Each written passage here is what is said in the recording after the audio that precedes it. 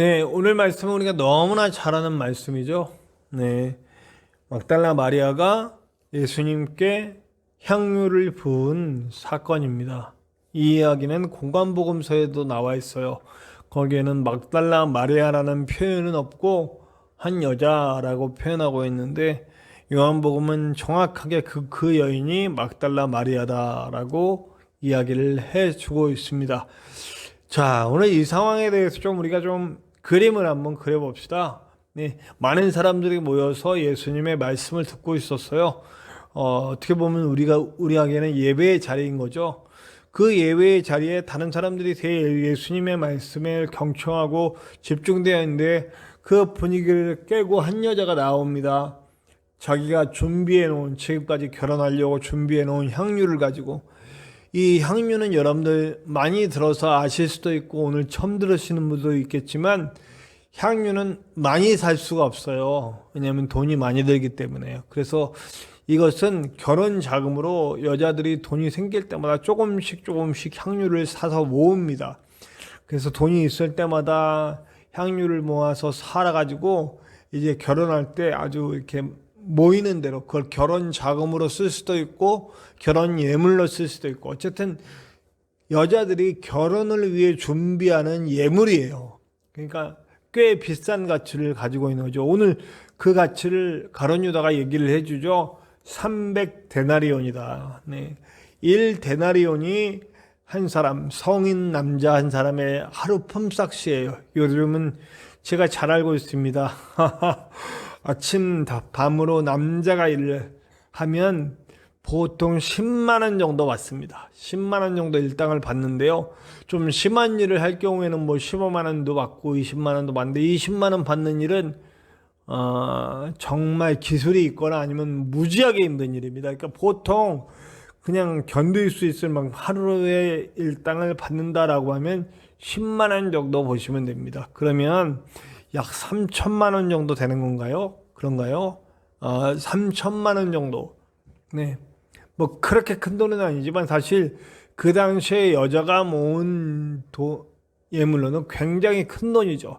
3천만 원이 지금 저한테는 굉장히 큰 돈이거든요. 네.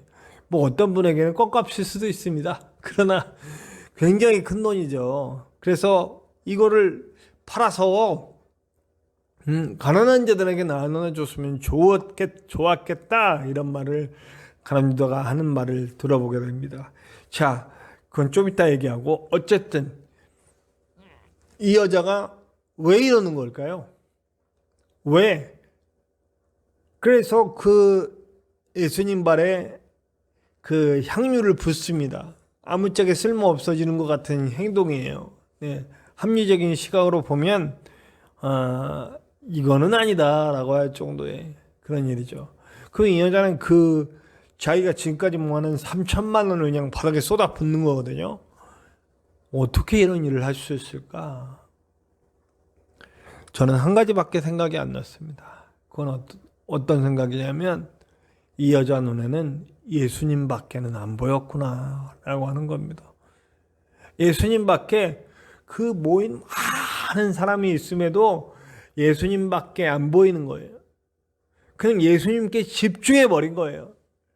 다른 생각이 없어요. 어떻게 하면 저 예수님을 영광스럽게 할까? 어떻게 하면 내 마음이 예수님께 정말 표현될 수 있을까라고 하는 생각밖에 안 나요. 예수님 밖에 안 나는 거. 이렇게 걸어오는 동안 누가 뭐라 그러고, 이 여자 왜 이래? 막 이런 여러 가지 음성 아무것도 안 들려요. 그냥 예수님만 보여요.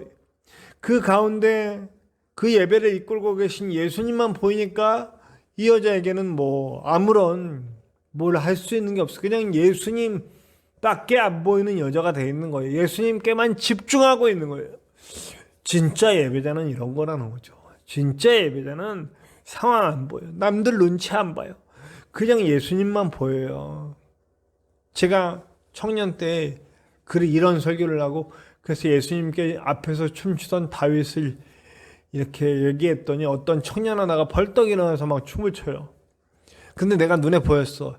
이거는 정말 예수님을 집중해서 추는 게 아니고 우리식으로 말하자면 관종이에요. 관종, 관심종자.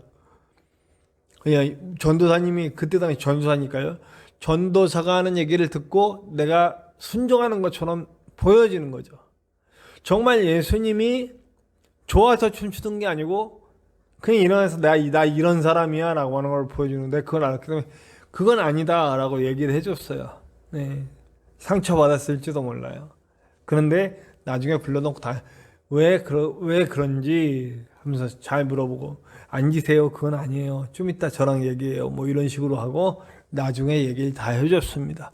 물론 그때는 저랑 뭐 청년들이랑 크게 나이가 차이 안 나서 친구처럼 얘기를 했죠. 네. 뭐 앞으로도 저는 그런 일이 벌어지면 똑같게 얘기를 할 것 같아요.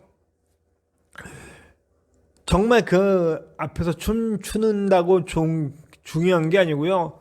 그 사람의 마음이 중요한 거죠. 지금 보이는 모습이 춤추는 것 같아도 자기를 보이려고 하는 것은 이거하고는 상관없죠. 지금 이 막달라 마리아는 예수님밖에 안 보이는 거예요. 자기가 뭐 대단한 나 예수님 이렇게 위한다, 나는 이렇다라고 하는 거 전혀 없어요. 그 쏟아부으면서 아무런 대가와 아무런 모험을 바라고 있잖아요. 그냥 예수님의 영광을 위해 예수님에게 내 마음을 표현할 수 있는 방법 이거밖에 없다라고 생각한 거예요. 근데 거기에는요 또 무슨 의미가 담겨 있냐면 예수님께 모든 걸 걸겠다라고 하는 그런 다짐과 결단이 담겨 있는 거예요. 자, 아까도 말했죠. 이 향유 뭐 할 때 쓴다고요? 결혼할 때 쓴다고요. 특히 결혼할 때 어떤 것도 있냐면 신랑에게 붓기도 해요. 그 향유를. 뭐 꼭 그런 건 아니죠. 그 예물로 쓸 때도 많지만 바꿔서 돈으로 바꿔서 쓰기도 하고 하지만 신랑에게 붓기도 합니다. 이 헌신의 의미고 내가 당신의 아내로서 당신에게 모든 내 인생을 겁니다. 내 인생을 바칩니다. 라고 하는 의미가 그 당시 풍습으로 담겨 있다는 거죠. 그럼 예수님께 이 향유를 붓는 행위는 나는 당신에게 내 인생을 겁니다. 나는 당신에게 내 인생을 바칩니다. 라고 하는 결단의 의미가 담겨 있는 거예요. 이 여자의 예배가 진짜 예배인 이유는 첫 번째는 아까도 말했듯이 예수님밖에 안 보여 예수님 중심의 예배를 드리고 있고 두 번째는 진정한 헌신의 의미가 담겨 있는 예배를 드리고 있다는 거예요. 자, 그럼 우리의 예배를 한번 생각해 봐요. 우리의 예배는 어떻습니까? 우리의 예배는 진짜 예수님만 바라보는 예배입니까? 우리의 예배는 진짜 내 삶의 헌신을 고백하고 결단하는 예배가 되어 있느냐는 거죠. 제가 우리 송구영신 예배 때도 얘기했지만 이 온라인 예배 드릴 때 그냥 이렇게 속옷 입고 이렇게 벅벅 긁으면서 막 먹을 거 먹으면서 이렇게 마치 구경하듯이 그렇게 하고 이거를 청취하고 있다면 시청하고 있는 분이라면 그건 예배는 아니죠. 제 쇼를 보고 있는 거예요. 정재권 쇼를 보고 있는 거죠. 많은 유튜브지처럼 유튜브들이 지금 많은 콘텐츠들을 생산해내잖아요. 근데 저는 이걸 예배로 만들어서 예배 콘텐츠로 보내는 건데 정재권 쇼가 아니라는 거죠. 부디 이걸 정재권 쇼를 만들지 말아주시기 바랍니다. 저와 여러분들이 함께 예배하는 예배의 자리를 만들어주세요. 비록 여러분들이 온라인으로 예배하고 있는 이 시간에도 여러분들이 이 예배를 함께 온라인으로 참여하면서도 여러분들이 여기서 예수님만 보게 되는 일이 벌어지길 바라고 예수님께 여러분들의 인생이 맡겨지는 일, 예수님께 뭐 인생을 거는 일 그런 결단들이 일어나는 예배가 되기를 간절히 소망한다는 겁니다. 그런데 예수님은 이걸 어떻게 하십니까? 의미를 되게 만드십니다. 이 여자의 헌신을 값없이 너 왜 그랬니? 이것도 아니고 그래 잘했다. 다음부터는 그냥 이걸 좀 이렇게 하자 이런 게 아니라 그 여자가 부어버린 이 3천만 원이나 되는 이 향유가 땅에 따 터지고 예수님의 몸에 뿌려졌지만 예수님의 몸에 뿌려진 것 중에는 아무 의미 없이 그냥 의미가 없어서 그냥 그래 아유 나를 위해서 했구나 기특하다 이렇게 하고 끝나는 게 아니고 분명한 의미를 거기에 걸어주십니다. 이 여자의 행동이 기억될 거다. 그리고 이 여자의 이 행동으로 말미암아 나의 장사됨이 중요한 걸 예언하는 중요한 거를 사람들에게 알려주시는 계기를 만드시고, 그리고 이것이 얼마나 귀한 행동인가를 얘기해 주십니다. 그거는 분명히 예수님께서는 이 여자의 예수님께 집중하는 것을 분명히 알았고, 이 막달라 마리아가 예수님에게 인생을 거는 모습을 분명하게 보시고 그것을 받으신 거예요. 받고 그것을 의미로 사람들에게 선포해 주시는 거죠. 우리 예수님은 그런 분이세요. 우리 예수님은 우리 예배가 진짜 예배가 될 때 그것을 절대 헛되게 보이지 않고, 우리 진짜 예배 속에서 내가 예수님께 집중했던 것, 그리고 내가 예수님 앞에 내 인생을 걸기로 작정한 것들, 그 모든 것들이 의미가 되어서 사람들에게 많은 영향을 미치고 또 선한 열매가 많이 맺힐 수 있는 길들을 열어주시고 인도해 가시는다는 거죠. 이 여인의 행동이 결국 예수님의 죽으심을 기념하는 일이 되게 되어버렸다는, 예수님을 미리 장사하는 그 의미를 두는, 그 의미를 확실하게 보여주심으로 말미암아 이 여자를 정말 높여주시는 일을 예수님께서는 하신다는 거죠. 예수님은 그런 분입니다. 가룟 유다는, 요한복음은 철저하게 가룟 유다에 대한 동정심이 요만큼도 없어요.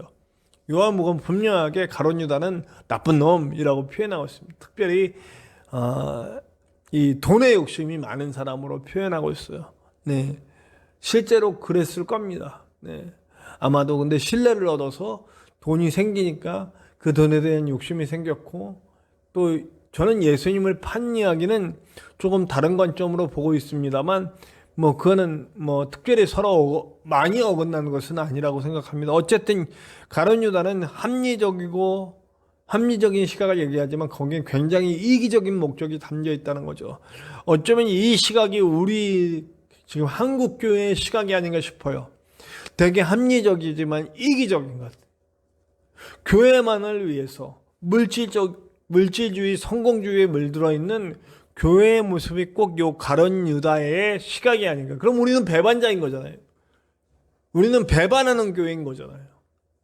우리는 배반하는 교회 되지 맙시다. 우리는 배반하는 성도 되지 맙시다. 물질주의, 성공주의에 빠지는 것은 이거 대단한 배반행입니다. 예수님이 정말 싫어하시는 거죠.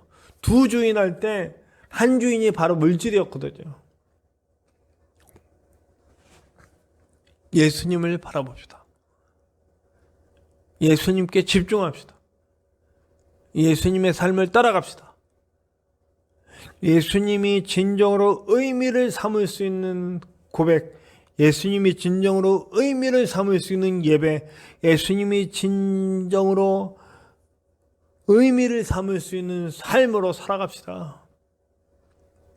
우리가 가는 길이 예수님이 가시는 길이고, 우리가 가는 길이 생명이 사는 길이고, 우리가 가는 길이 구원의 길을 보여주는 길이고, 그렇게 되었으면 좋겠습니다. 부디 저와 여러분들이 그렇게 되시기를 간절히 축원합니다.